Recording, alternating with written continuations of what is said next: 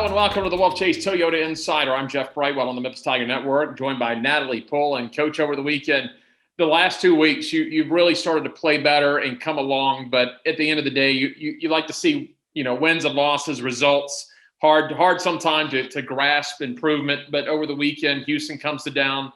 Senior weekend, you're able to grab a couple conference wins, and that offense starting to figure some things out.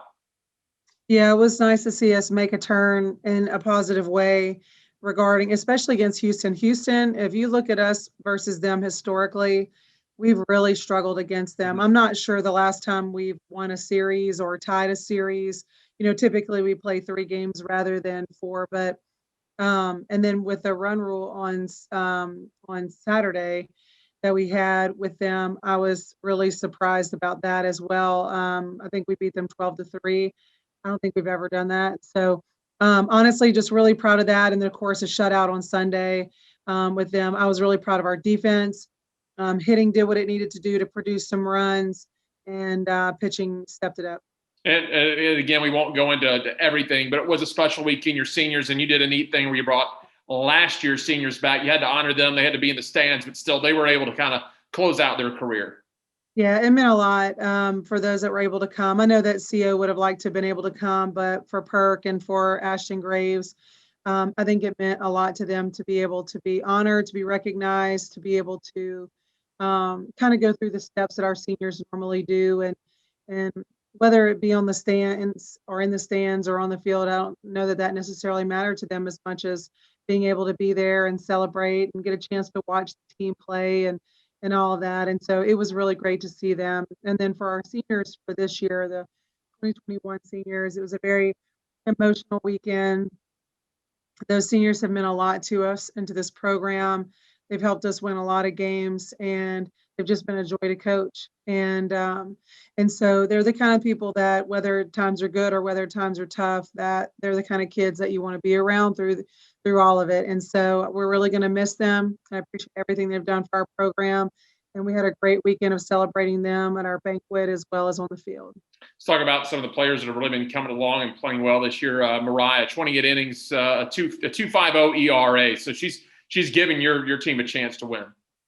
She is, and we're going to need her all the way through the stretch. And I think that she's got herself in a good place, a good headspace, and definitely moving in the right direction. Really proud of some of her more recent performances, and I know that she is as well. And the fire is there. She hasn't given in and given up and hung up her cleats at this point. She's still fighting for something, and I believe that they believe that we can do something special here at the end. Take a look at Dean, 327 in league play this year, and Roland's come along for you as well.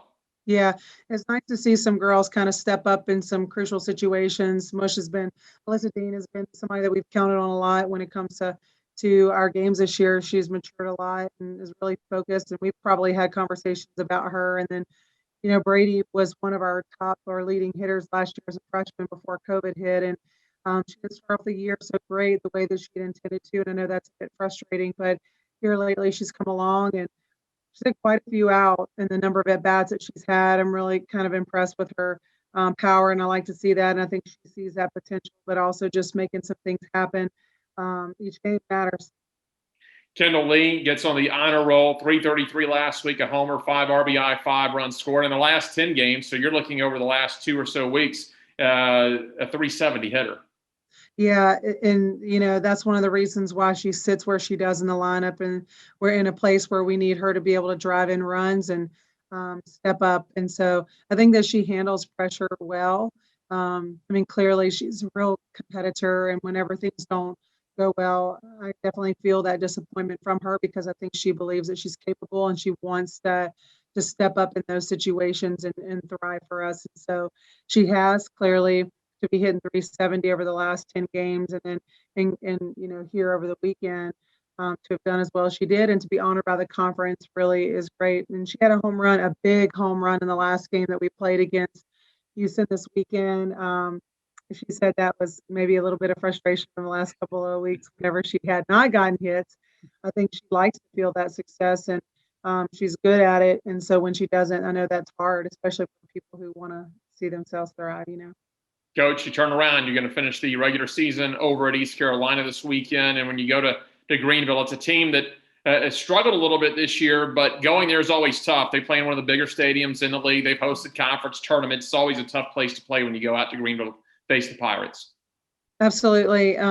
We have to travel to them, which can always be a challenge. I actually think we may face some weather issues on the first day, which could lead us to another double-double. We were just gotten accustomed to those on the weekend.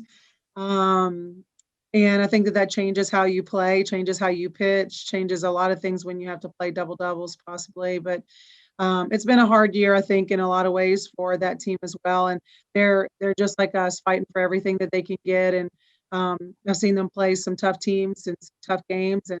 And so I know that they're going to come out ready to fight. And so we've got to do our job and doing what we did this past weekend on a consistent basis to be able to come out of there and maybe edge them out when it comes to seeding in the tournament.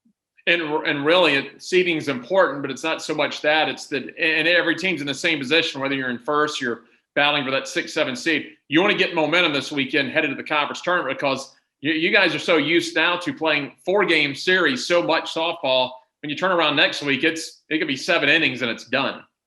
That's right. I think that's one of the things about the tournament that's so crazy is like you don't get a chance to settle in. If you don't step up and perform that first game in the tournament, you're going home, and there's just nothing else that happens. So for us, it is about building some momentum. I would totally agree with that, Jeff. And that's going to be our goal this weekend to make sure that we're just taking some steps forward and finishing on a really good note so that we can give ourselves a chance in the tournament to be successful. All right, Coach, as always, we appreciate it. We'll catch up with you next week before you head to Tulsa. Sounds great. That is Natalie Poole. I'm Jeff Brightwell with the Wolfchase Toyota Insider on the Memphis Tiger Network.